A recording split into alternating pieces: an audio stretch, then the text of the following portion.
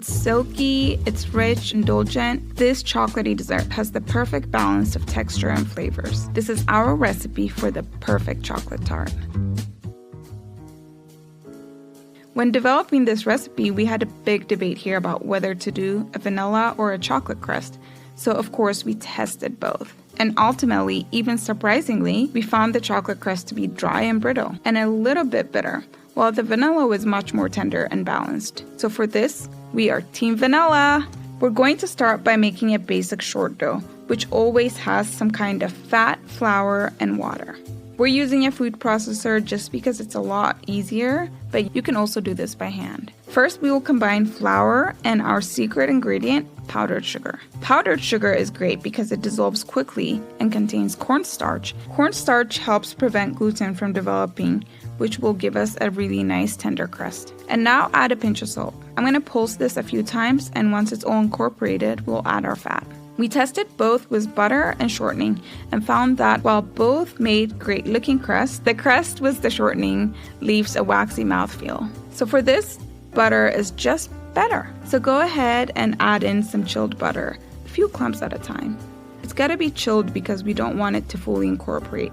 We are looking for a wet, sandy texture. Like this. We'll leave that for a second, and in a separate bowl combine 1 egg yolk, vanilla, and water. This yolk is going to help bind the dough and add another layer of richness. Now that it's all ready, we'll drizzle it into the food processor and pulse, just until the dough starts to come together. We want to avoid overmixing our crust so it's nice and tender. We'll wrap it in plastic and let it chill for at least 1 hour to let the gluten relax. If we don't chill our dough, our butter will melt and be very difficult to roll out and it falls apart. Just like this, it's terrible. And we don't want that, so trust us, just chill your dough. When the dough has firmed up a bit, a little trick we like to do is place the dough between 2 sheets of parchment. And this way, you don't have to use more flour, which will make your dough tougher, and it's less mess. It's a win-win. We also like to rotate the dough by 90 degrees every few rolls. This helps make sure we get an even thickness. Next, we'll transfer the dough into a tart pan. A little trick to help you do this is wrap the dough around your rolling pin and gently unroll it over your pan. Make sure to press the dough gently into the pan and then use your rolling pin to remove any extra dough and make it flush with the pan.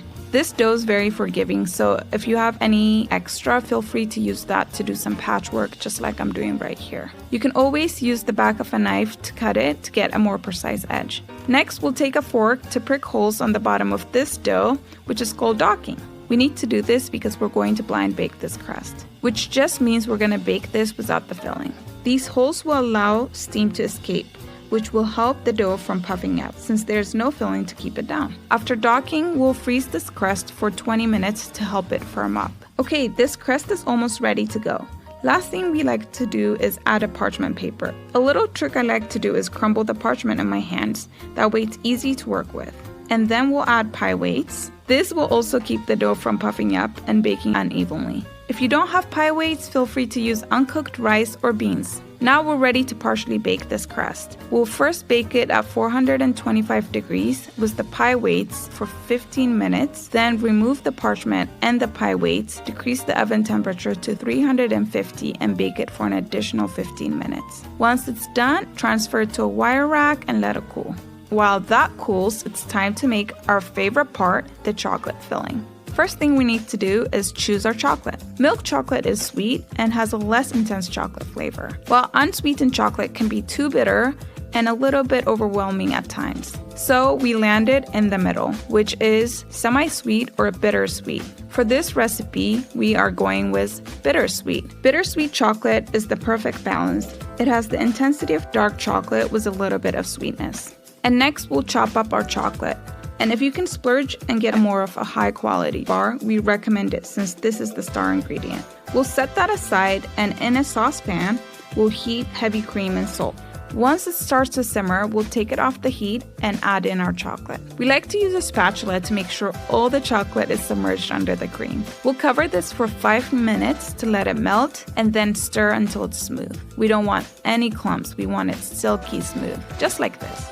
In another bowl, whisk together 2 eggs and vanilla, and then slowly add a little bit of our chocolate mixture. This is called tempering. It brings up the temperature of the eggs without cooking them. This way you don't end up with scrambled eggs in your filling.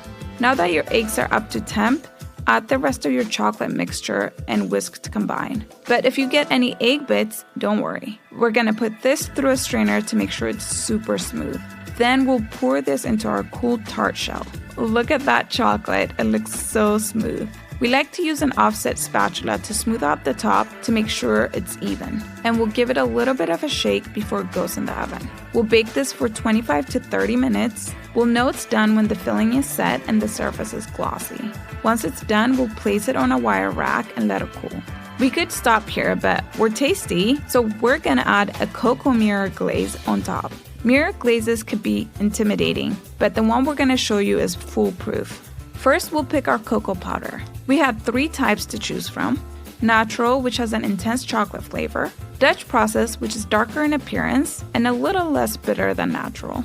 And onyx, which is very dark and close to the flavor of an Oreo. We chose natural because we like the strong chocolate flavor. Now we can start making the glaze. In a small bowl, we'll combine gelatin sheets with ice water and let that bloom for 5 minutes. While that blooms, in a small pot, we'll combine sugar and water and bring that to boil. Once the sugar has dissolved, remove the pot from the heat and sift in your cocoa powder. Sifting breaks up any lumps, that way we get a super smooth glaze. Again, we're looking for that silky texture. Then stir until it's combined. Then we'll slowly whisk in some hot, heavy cream. We want to do this slowly because we want to avoid adding any air bubbles. Take your time and be gentle. We'll remove the gelatin sheets from the water and wring them out. Make sure to wring it out very well because you don't want to add any more liquid to your glaze. We'll add our gelatin into the cocoa mixture and stir until it's fully dissolved. This next part is very important. We need to let the glaze cool until it reaches 90 degrees Fahrenheit. And if we wait too long, this mirror glaze will set and be very hard to pour. Now that everything's cooled, it's time for the magic to happen. We'll put this through a strainer. We're gonna pour this glaze on our tart. And again, we're gonna use an offset spatula to help us spread it evenly across the top. We want it shiny and smooth. It's looking good.